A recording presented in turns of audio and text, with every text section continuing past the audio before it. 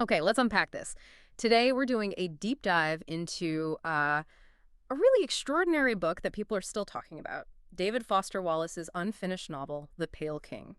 So our mission today is basically to figure out why a book about the IRS, yeah, you heard that right, the Internal Revenue Service, a book its own editor called Tornadic in structure, why it's still so incredibly compelling. We've got a bunch of excerpts here, the editor's note, the author's foreword, some really fascinating character bits and, philosophical musings from the text itself.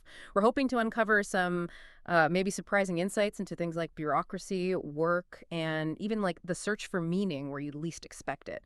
So yeah, prepare for maybe some aha moments about just everyday stuff. Yeah, and what's really fascinating, I think, and Wallace was very conscious of this, is how he just sort of pushes against traditional Yeah. storytelling. He really blurs the lines, doesn't he, between fiction and what he calls nonfiction memoir, with additional elements of reconstructive journalism, organizational psychology, elementary civics, and tax theory. Wow, that's quite a list. It is, and he's explicit about it.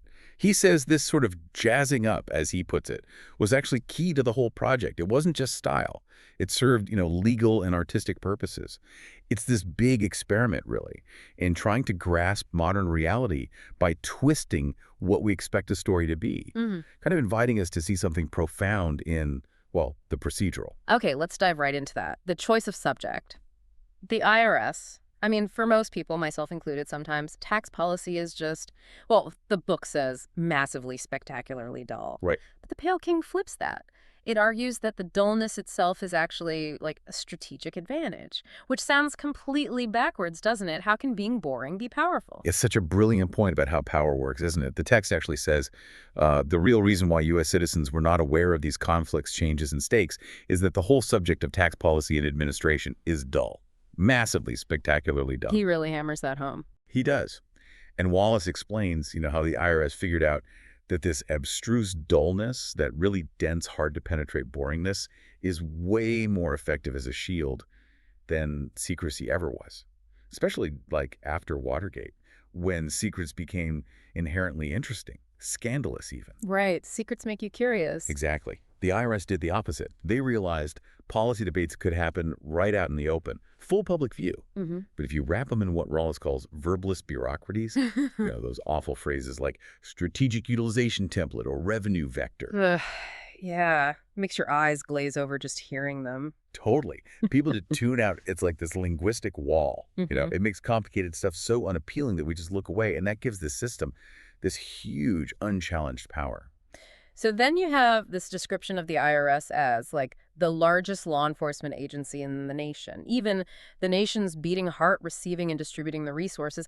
That's a pretty big way to see yourself, right? Yes. Especially for an organization that kind of banks on being uninteresting. Isn't there a weird tension there?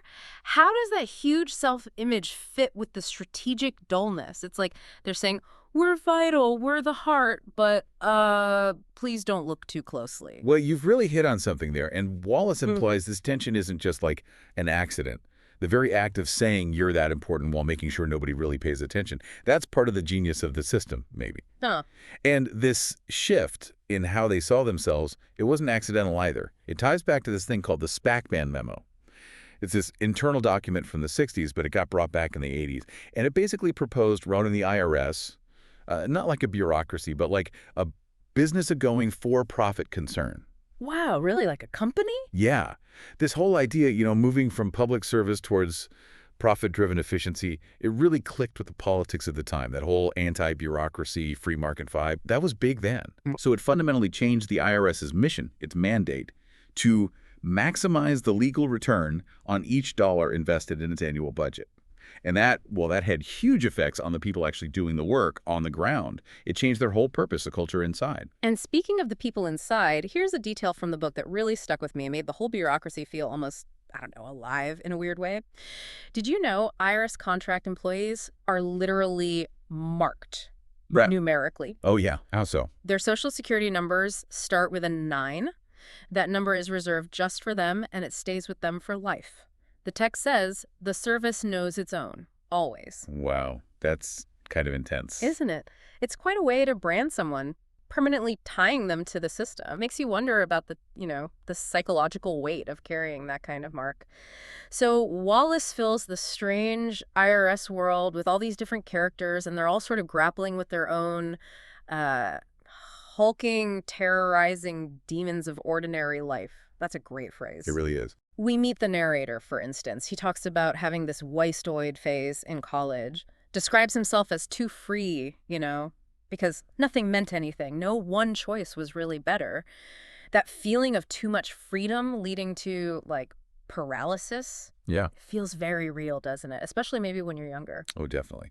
And his turning point is fascinating. He has this big moment of awareness, just watching a soap opera, of all things, as the world turns. Ah, And he suddenly realizes that his whole directionless drifting and laziness, it wasn't cool. It was actually frightening. And that realization pushes him to decide that, to matter, he had to become less free. He had to actually choose something, commit to a path in some kind of definite way. It's a conscious choice against that drift. Exactly. A push against that sort of easy nihilism, embracing a choice, even if it looks, kind of mundane from the outside. And that journey leads him to this really intense moment in an advanced tax class.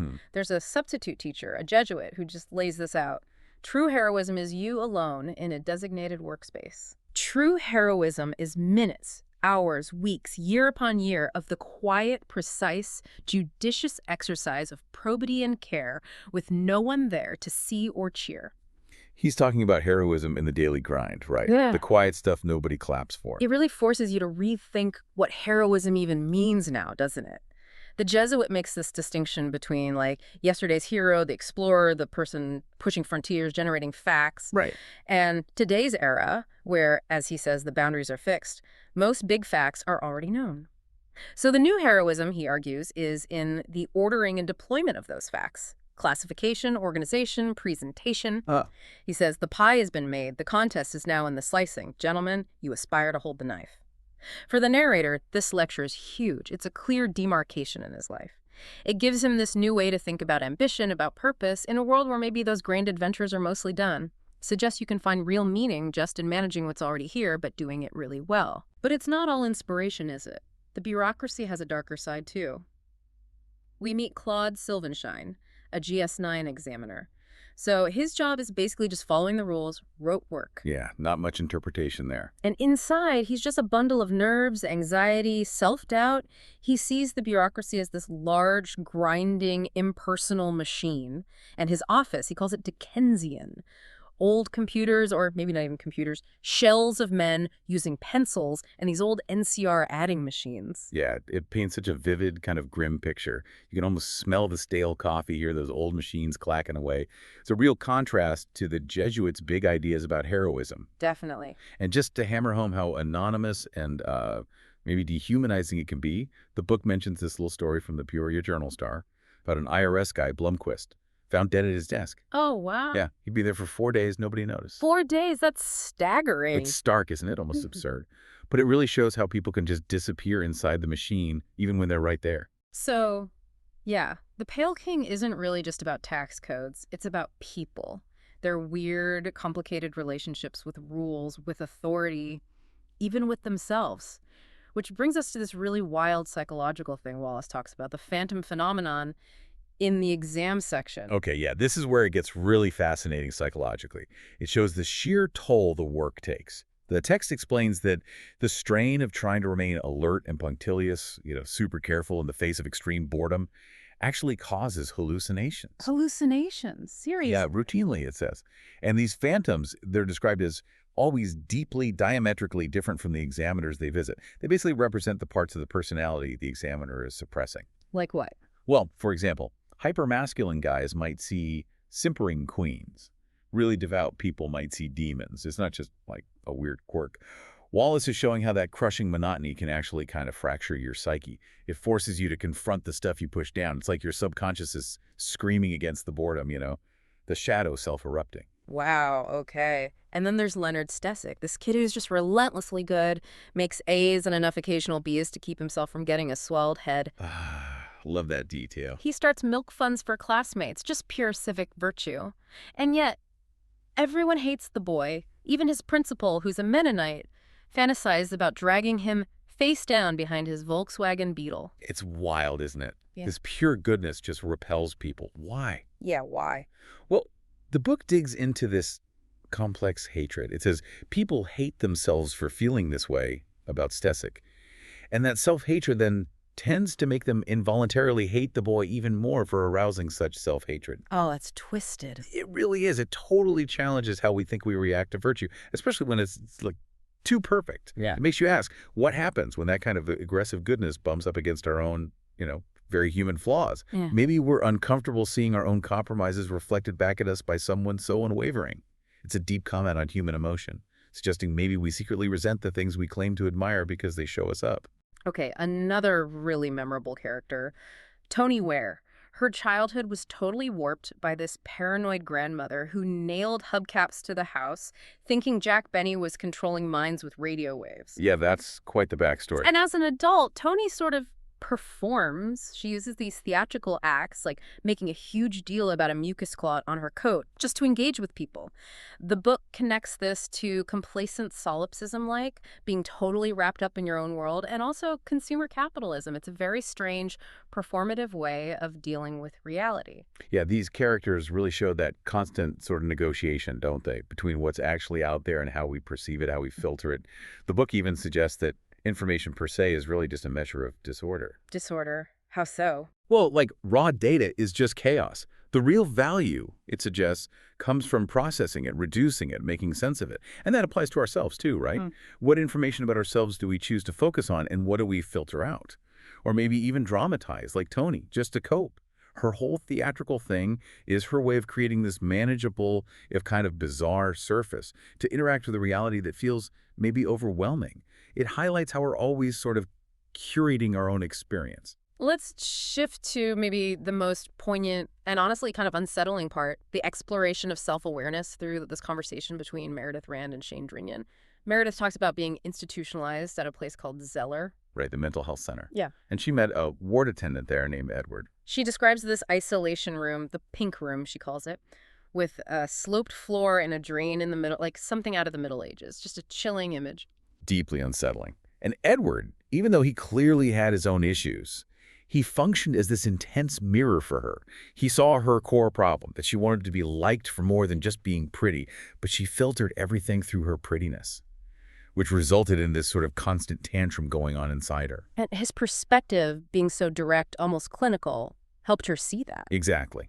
Yeah. Because he wasn't playing the usual social games. He just reflected what he observed, stripped away all the layers. And then we find out that Edward is very likely Shane Drinyan himself, another character in the book.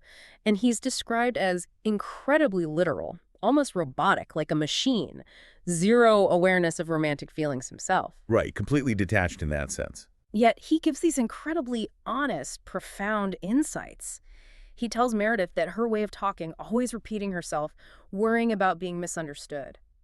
He says it's interesting and somewhat emotional, and it coheres in an interesting way with the surface subject of what Ed, in the story you're telling, is teaching you. That's where it gets really mind-bending, right? The literal, seemingly unfeeling guy delivers the biggest emotional breakthrough. It absolutely messes with our expectations of intimacy, of real communication. If you connect that to the bigger picture Wallace is painting, Edward's detachment, his literalness, being free of what Meredith calls the creeps and pervs, free of the usual social cues and desires, that's ironically what allows her to face her own self-deceptions. Because he's not reacting in the way she expects. Precisely. His honesty, like when he says he does have romantic feelings, it's jarring, sure. But maybe for Meredith, it's also uniquely validating. It forces her to look past that surface she's so focused on, her prettiness, how people react to it, and engage with the raw, unfiltered truth about herself. So Wallace is suggesting that real connection, real self-discovery can come from these really unexpected, unconventional interactions. I think so, precisely because they strip away all the pretense. They force us to confront what Edward later suggests, which is that maybe in reality, everything was the surface. Oh. Everything is the surface. Yeah, like there's nothing deeper to peel back. Our faces, our personas, our actions, that is the reality. It's all right there if we just dare to look without projecting all our stuff onto it. Okay, so wrapping this up, what does it all mean?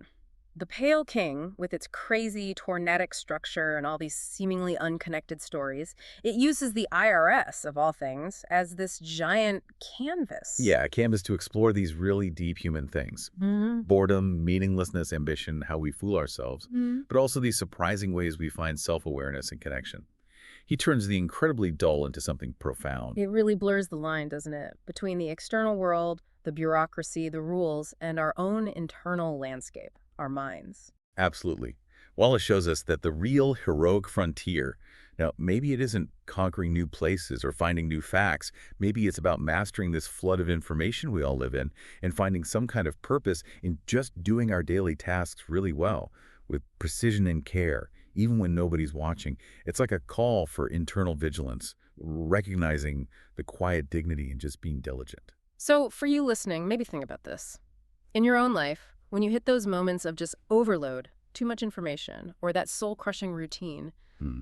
what's your phantom phenomenon? What part of yourself that you usually keep down starts to emerge when you're really bored or intensely focused? Yeah, and could leaning into that, even into the really spectacularly dull parts of your day, could that actually reveal some unexpected kind of heroism, or maybe a path to figuring yourself out in a deeper way? And building on that, if Drinyan is right, if in reality everything was the surface, our looks, our personas, our jobs, what does it actually mean to not look past that surface in ourselves? What kind of courage does it take to just acknowledge that raw, unfiltered reality without needing some deeper, hidden meaning behind it all? That's a heavy thought to end on. It really is. Well, thank you for joining us on this deep dive into the Pale King. We really hope you found these ideas as thought-provoking as we did.